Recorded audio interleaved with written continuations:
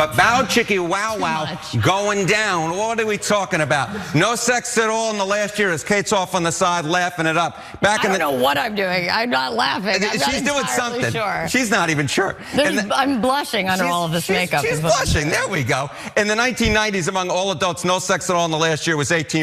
In 2024, look at that. No sex at all. Up again, 10 points. Look at here, those 18 to 21, look at that, 24% in the 1990s. It's the younger folks who are getting up sex. Look at that percentage, doubled no sex in the last year. Maybe they do need a little bit of alcohol. Maybe those two are related.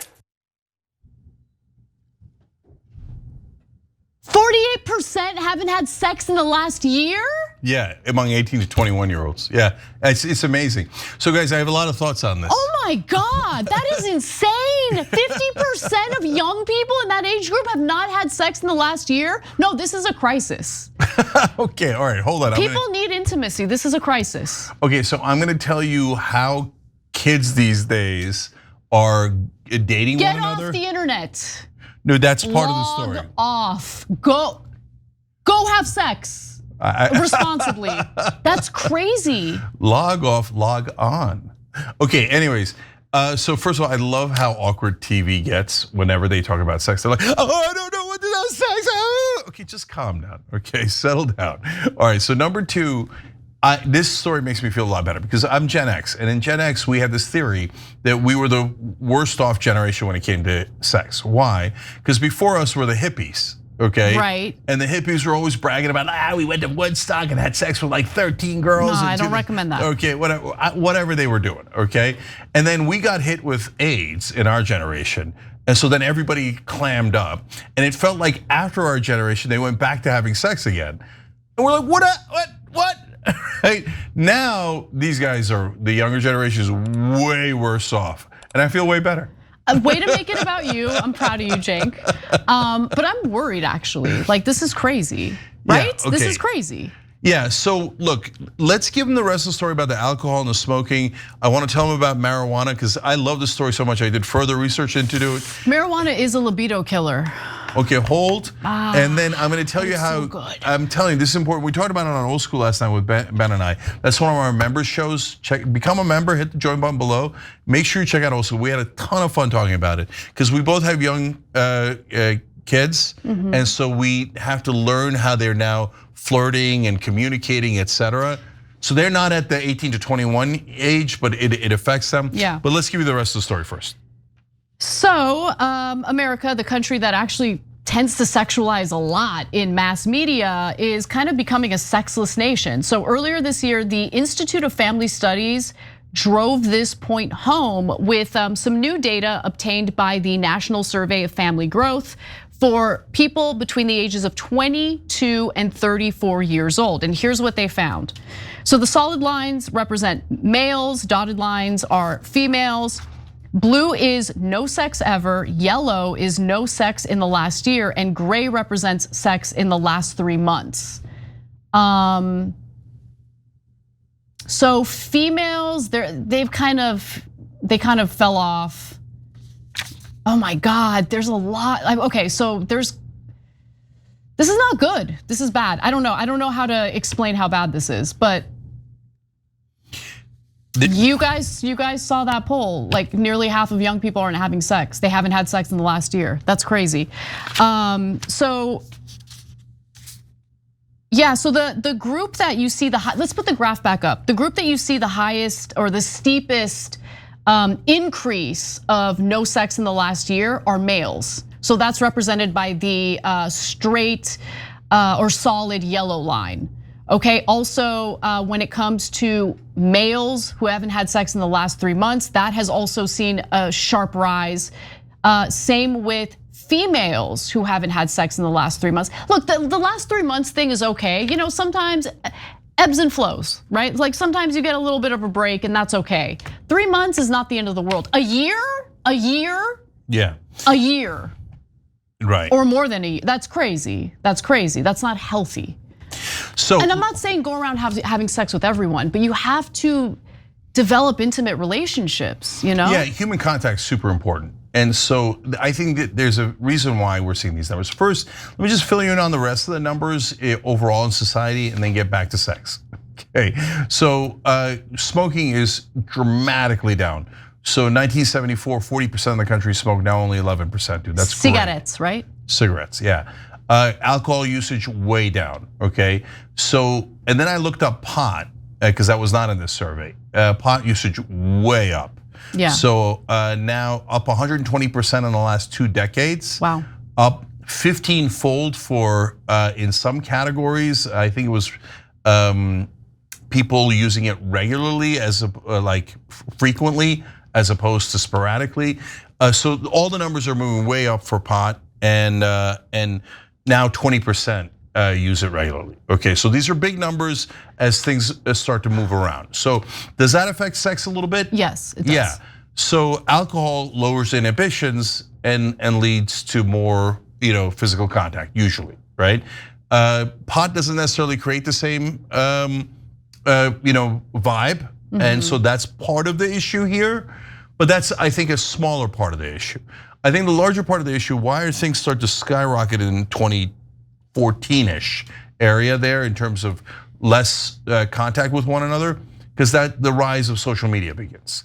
And so what Ben and I were talking about is I found out through talking to my kids' friends and stuff, how the mating ritual is. Now this is for younger ages, right? But also it bleeds into 18 to 21 as well and on. So 55-year-olds aren't doing this, but certainly 12 to 22 for sure are, right? So you don't get people's numbers anymore. You first get their Instas. So for the folks out there who know this already, they're laughing their ass off. Like a boomer's explaining this to other boomers, right?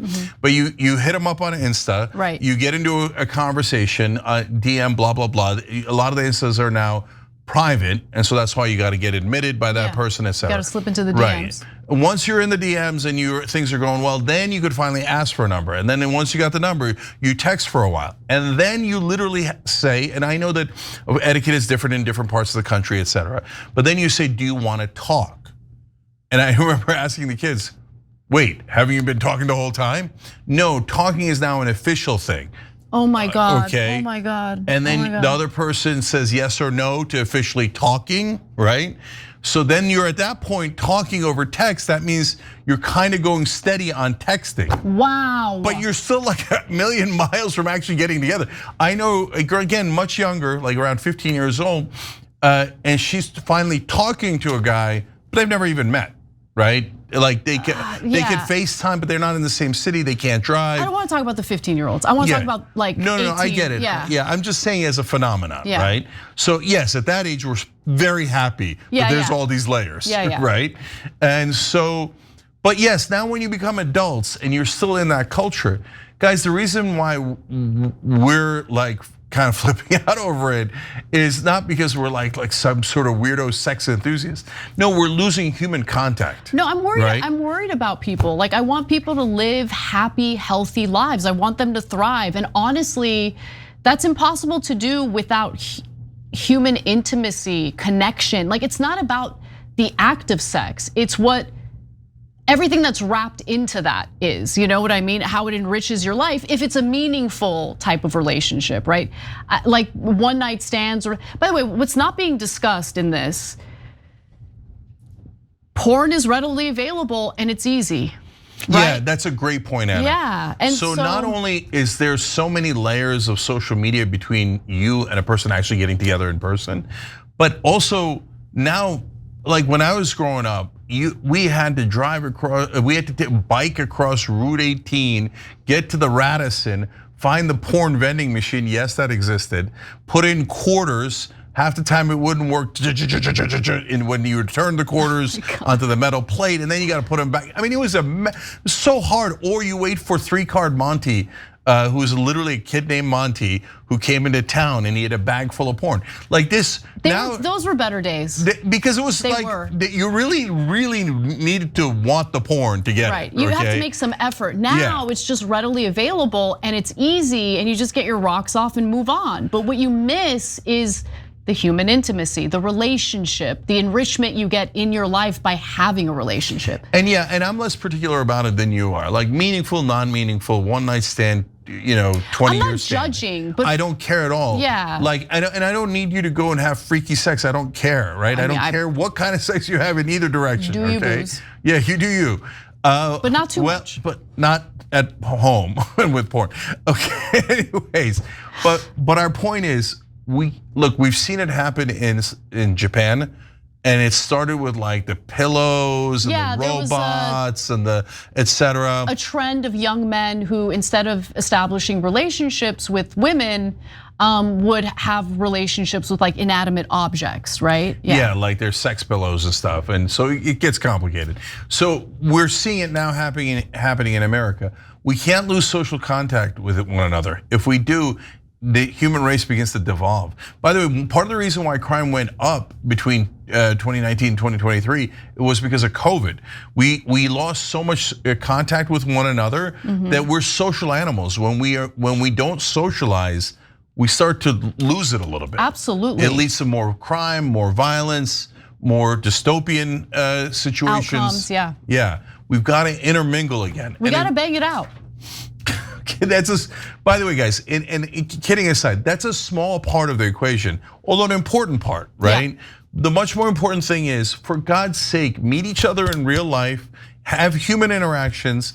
And the other thing we're doing, as we've talked about in the political realm here, is that since everybody's on social media and they're dug into their sides, they now hate each other more than they've ever hated each other. So now that's eliminating contact between the right wing and the left wing and the middle wing. And now everybody's like in their own little tiny little tribes online.